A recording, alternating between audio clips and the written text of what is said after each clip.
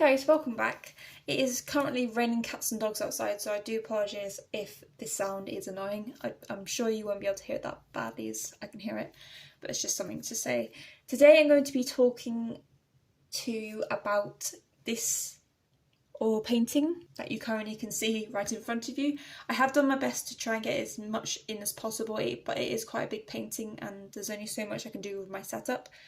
But with that, you pretty much get the general idea, since every single bit of detail that I want to talk about is in the view shot. Today I just wanted to talk about this oil painting because, well, I've been doing a lot of sort through in my artist studio because I need to have a bit of a clear up because everything's just kind of accumulated.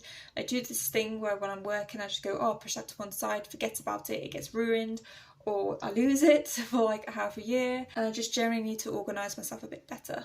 So I just picked this up and I saw it and I was like, oh, I remember talking about this one before, but then I remembered I also made this one this year out of, I don't want to say out of boredom, but I just had a creative stunt where I was just like, I can't get anything out. I just sat here staring at a wall. I didn't know what to do. I just came across an old photograph of when I went to Reykjavik in Iceland, which is what this painting is of. It was probably the best city breaks I've ever been on. Very, very expensive, but absolutely worth every single pound that we spent there. We only went for a couple of days, but it was just an experience of a lifetime. It was the best 21st birthday present I've ever been given. Well, probably the best birthday present I've ever been given, full stop, basically. So with that aside, I just want to talk you through the key characteristics. It may look very simple and just not really as complicated as some of my other paintings, but I do think there's a lot more to it than just what you can see. A lot of thought did go into this, even though I did only use 2 different tools to create this landscape.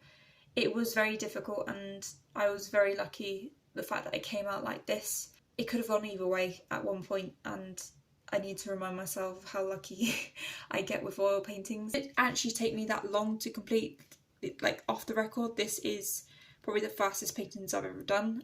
I only think it took 2 sessions, and I think each session only took about 2 to 3 hours, which is a very short period of time for painting for me. Normally it takes a good 10 to 20 hours depending on the size and also if things don't go wrong. Everyone is different, so some people may think that's quite a long time and others may think that's actually quite a short amount of time. It just depends on what type of artist you are or what kind of person you are. You know, like I work very fast, whereas the next person probably work very slowly but more accurate, so less likely to make mistakes. So yeah, I'm going to introduce you to my little tools that I've used on this painting, and the first one is this silicone nib, I want to call it. It's basically like a paintbrush, but instead of the paintbrush you have like a silicone bit at the bottom, at the top, which you apply the oil paint with, which is very useful because I actually tend to wreck my paintbrushes all the time. I just forget I use them and I think, oh, I've just used acrylic on them, I'll put them in water, but that doesn't work because it's oil based. And then next time you pick it up, it's gone rock hard and you've just spent £5 on this brilliant brush and you've only used it once. Also, because of the marks you get from it, you won't lose any bits of the oil paint that you use from transferring out to the pot from the mixing pot onto the canvas, because it doesn't sink in, whereas a brush, you know, it soaks into the bristles where you have to constantly clean it. I can leave this and just peel off any dry oil paint. It's brilliant.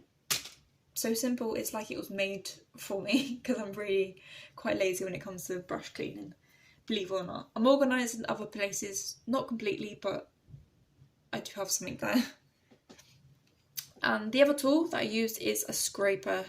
But this one was actually the one I used for this painting.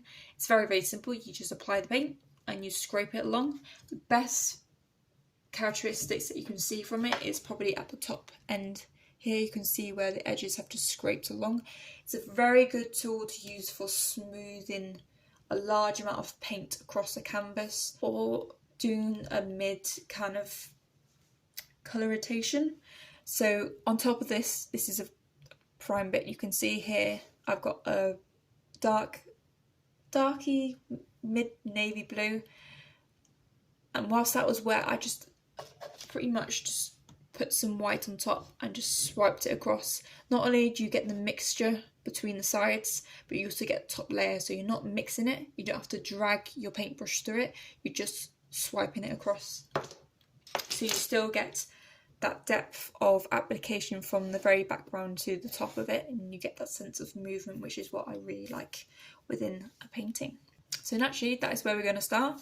The sky was the easiest to do because it pretty much was one layer, one or two layers maybe, of wet paint. So as soon as the top layer was done, that was it. I didn't have to wait a week to then work on top of it. It was pretty much done and dusted within the first hour, which is great because as soon as you get one part fixed on it, you can then focus to go, okay, that bit goes there, and then you get another part that's fixed, which would next be the horizon line, which again was very quick to figure out because I worked it out as 3 segments, this section being much larger than the rest of it. It turns out to be about just over a third in proportion to the rest of the landscape, and the rest very quickly snowballed into fitting into the right category.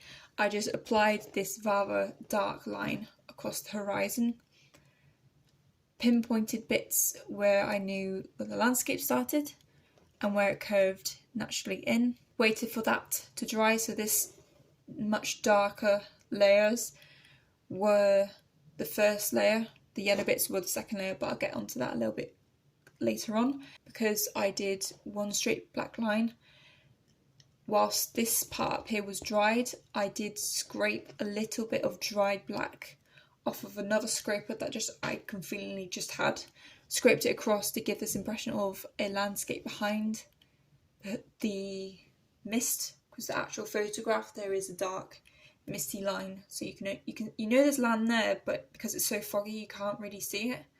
It was a very hard technique that I had to try and find my way around. I didn't want to make it too obvious and just paint it on.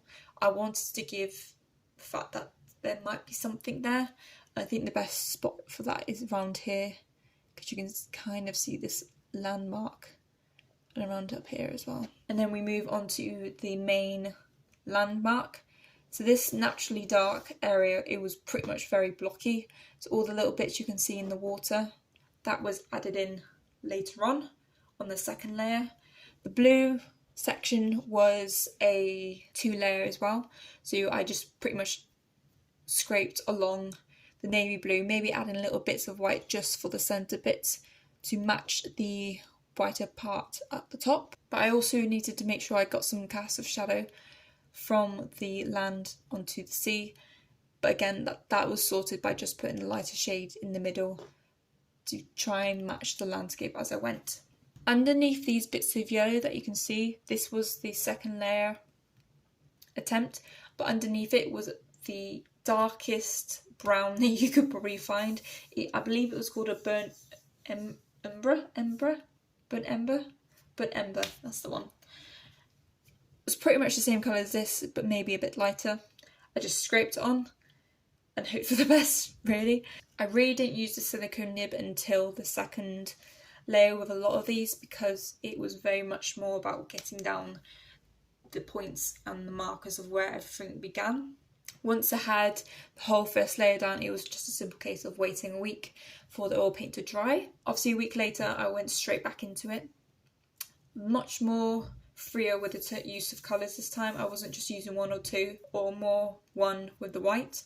I was using 3 or 4 within a concentrated area. So the main areas which I used 3 or 4 was pretty much the grasslands. You can see little bits of green and bits of different types of yellows and browns mixed in with each other using the same silicone nib.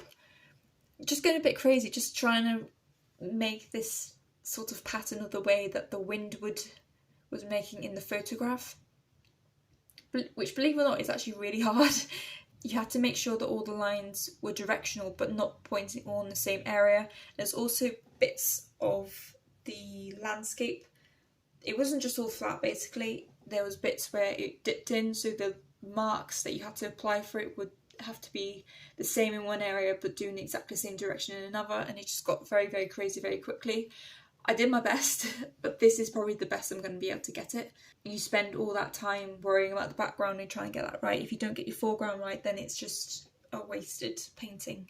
Obviously you can make it better, you just have to wait for it to dry, paint over it and try again the next day, but you just don't want to. You want a limited amount of extra time you want to spend on the painting because you just are so invested in it already that you just don't want to have to go over it again. So other than these two sections, I did add in a bit more of a landscape point onto here. Pretty much using my silicone nib as well, but very small and circular motions, trying to replicate the rocks, because all this shoreline is rocks, but without making it look like they're all the same rock. Pretty much use the silicone nib again just to draw in some little marks within the ocean, just to not have such a direct break line between the sea and the land. Hope you guys enjoyed it. Please let me know what you thought in the comment section below. Do give it a like and subscribe to my channel to let me know like these types of videos. If there's anything you've seen on my channel you'd like me to talk more about, I'm totally open for that. I don't mind. I do like sitting down and talking a lot. Well, I mean I talk too much by myself. But yeah, hope you guys enjoyed it, and I shall see you for the next one. Bye now.